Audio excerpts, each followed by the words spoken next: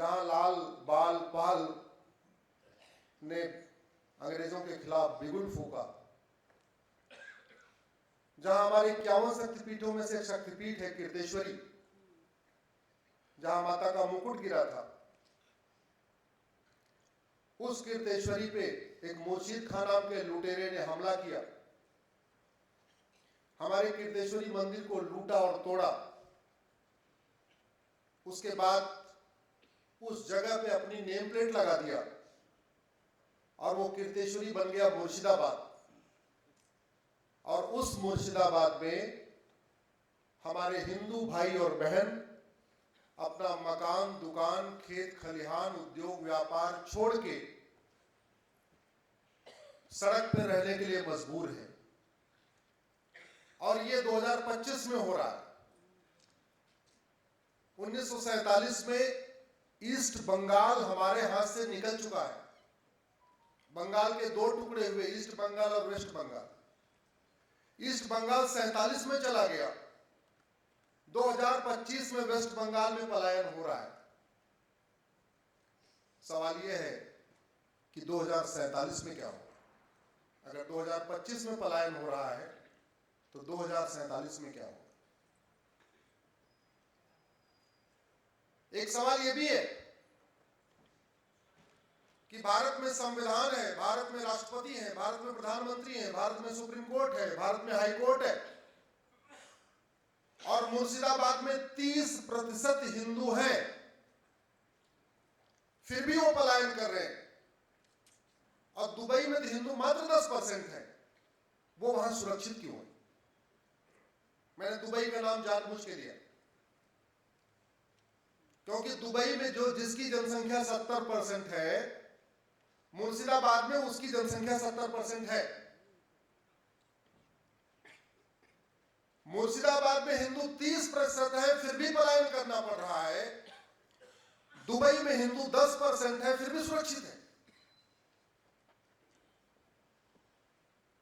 कुछ तो गड़बड़ है। क्या गड़बड़ है? इसको हमें बहुत गंभीरता के साथ चिंतन करना पड़ेगा।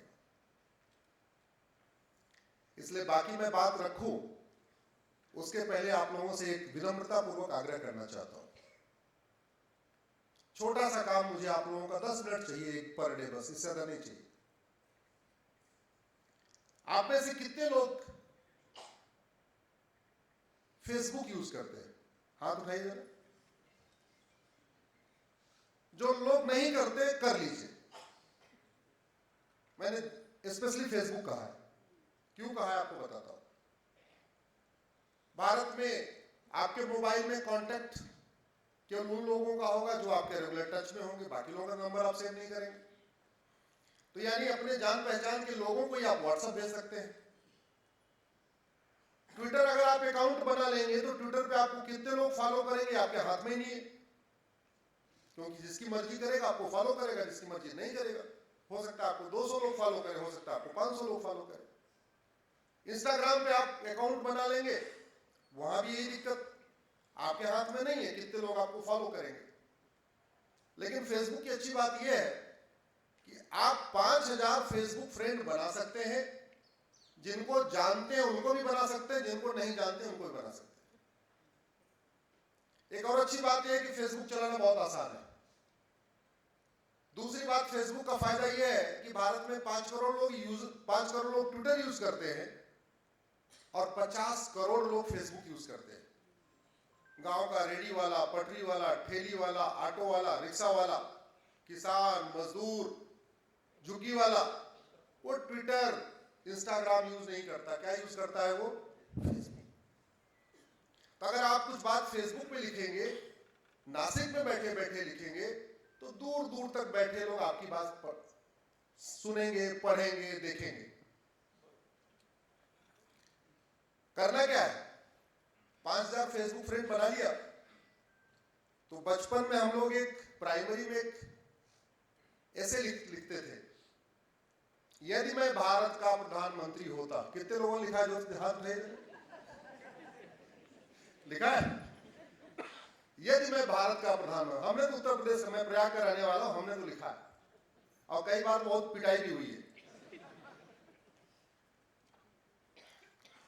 तो जब मन में आए वो बात अपने फेसबुक पे लिख दीजिए। समस्या मत लिखिए। समस्या लिखने के लिए अखबार छप रहे हैं। समस्या मत लिखिए, उसके लिए टीवी चैनल बने हुए हैं, वहां सुबह से लेकर शाम तक समस्या दिखाई जाती है। अखबार में केवल समस्या समस्या होती है, मूल कारण अस्थायी समाधान नहीं होता। आप केवल इतना काम करिए, 5000 फेसबुक फ्रेंड बनाइए। जिस दिन आपको अखबार में कोई बड़ी समस्या दिखाई पड़े, टीवी में कोई बड़ी समस्या दिखाई पड़े, आपके आस पड़ोस कोई समस्या दिखाई पड़े, कुछ भी गड़बड़ होता दिखाई पड़े, उस समस्या को लिखिए और उसका मूल कारण लिखिए और उसका अस्थायी समाधान लिखिए। वकालत करने के पहले मैं इंजीनियर था, तो मैं हर समस्या में 5 बार वाई लगाता हूं।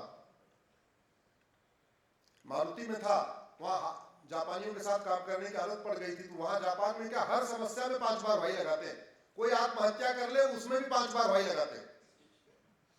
सड़क टूट जाए उसमें भी 5 बार वाई लगाते हैं। सड़क क्यों टूटी?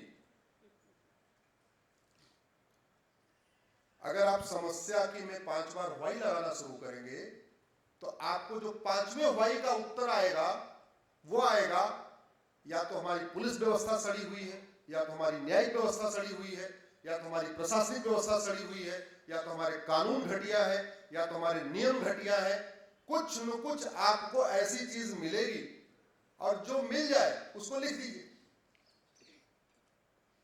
मैंने उसी सवाल का जो सवाल पूछा था कि दुबई में 10% हिंदू सुरक्षित क्यों है, मुर्शिदाबाद में 30% होके पलायन क्यों है कर रहे हैं, उसका एक बड़ा कारण यह है, दुबई में भगवान राम की पूजा भले ना हो, लेकिन दुबई में राम नीति लागू है, और राम नीति है भय बिन होए न प्रीत। दुबई में भगवान कृष्ण का मंदिर हो चाहे ना हो, वहां भगवान कृष्ण की पूजा करने वाले बहुत भले कम हो, लेकिन वहां कृष्ण नीति लागू है, वो है सठे साठम समाचरित। दुनिया के जिन देशों में भगवान राम की राम नीति भय बिन होए न प्रीत, भगवान कृष्ण की कृष्ण नीति सठे साठम समाचरित लागू है, वहां शांति है, वहां समृद्धि है, यहाँ खुशहाली है, वहां विकास है, वहां माओवाद नहीं है, वहां नक्सलवाद नहीं है, वहां जिहाद नहीं है, वहां मजहबी उन्माद नहीं है, वहां पत्थरबाजी नहीं है, वहां धर्मांतरण नहीं है, वहां घुसपैठ नहीं है, वहां लव जिहाद नहीं है, वहां लैंड जिहाद नहीं है, कोई समस्या नहीं। हमारे देश में सब इसलिए चल रहा है क्योंकि हम भगवान श्री राम की पूजा तो करते हैं, लेकिन हमने राम नीति लागू करने पे कोई गंभीरता के साथ प्रयास नहीं किया। जैसे व्यक्ति का विकास होता है, वैसे समाज का विकास होता है, वैसे राष्ट्र का विकास होता है। कोई व्यक्ति 6 फीट का हो, 100 किलो का हो, लेकिन अगर उसके अंदर नैतिकता नहीं है, मानवता नहीं है, अध्यात्म नहीं है, चरित्र नहीं है, हम उसको अच्छा व्यक्ति मान सकते हैं क्या? 100 किलो का हो, खूब अच्छा खासा हट्टा कट्टा हो, फिजिकली बिल्कुल फिट हो, लेकिन उसके अंदर न ईमानदारी हो, न मेहनत हो, न नैतिकता हो, न सदाचार हो, न अध्यात्म हो, उसको अच्छा व्यक्ति मानेंगे क्या? भाई साहब, अगर आप लोग बोलोगे नहीं तो कार्यक्रम आधे घंटे में खत्म हो जाएगा, और जोर जोर से बोलोगे तो कार्यक्रम जितनी देर आप चाहोगे उतनी देर चलता रहेगा। आपने जवाब देना बंद किया कि कार्यक्रम खत्म हुआ। ये वन वे ट्रैफिक नहीं चलता इधर, दोनों हम संवाद करने आए हैं आपसे। आदरणीय पाठक जी भी बैठे हुए, प्रणाम करता हूं आपको। अकेले आए हैं कि? हाँ, प्रणाम आपको भी। जितने लोग जोड़े से आए हैं सबको मैं प्रणाम कर रहा हूं विशेष रूप से।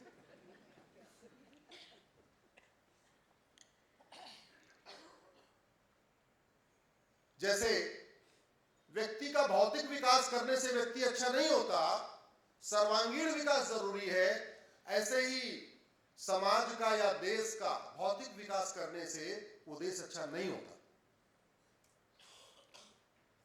तो अलग अलग डिपार्टमेंट बने हुए हैं, सरकार के अलग अलग आयाम हैं। मिलिंद जी, आपकी संस्था आयाम है, सरकार में भी आयाम होता है।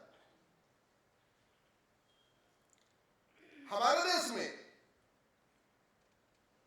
इस समय दुनिया में सबसे तेज सड़क बन रही है। कौन है मंत्रालय का मंत्री? गडकरी। दुनिया दुनिया में सबसे तेज सड़क बनाने वाला मंत्री किसके पास? हमारे पास। लेकिन सड़क बनाने से भौतिक विकास होता है, आध्यात्मिक विकास होता है? जोर से बोलिए जरा। मिनिस्ट्री ऑफ इंडस्ट्री जो काम करती है उससे भौतिक विकास होता है या बाकी विकास होता है? भौतिक विकास। एयरपोर्ट बनाने से भौतिक विकास होता है या नैतिक, चारित्रिक, आध्यात्मिक विकास होता है? भौतिक विकास। हाईवे बनाने से, एक्सप्रेसवे बनाने से, रेलवे बनाने से, एयरपोर्ट बनाने से, ये जितने विकास हम करते हैं ये भौतिक विकास करते हैं, इससे आध्यात्मिक विकास नहीं होता।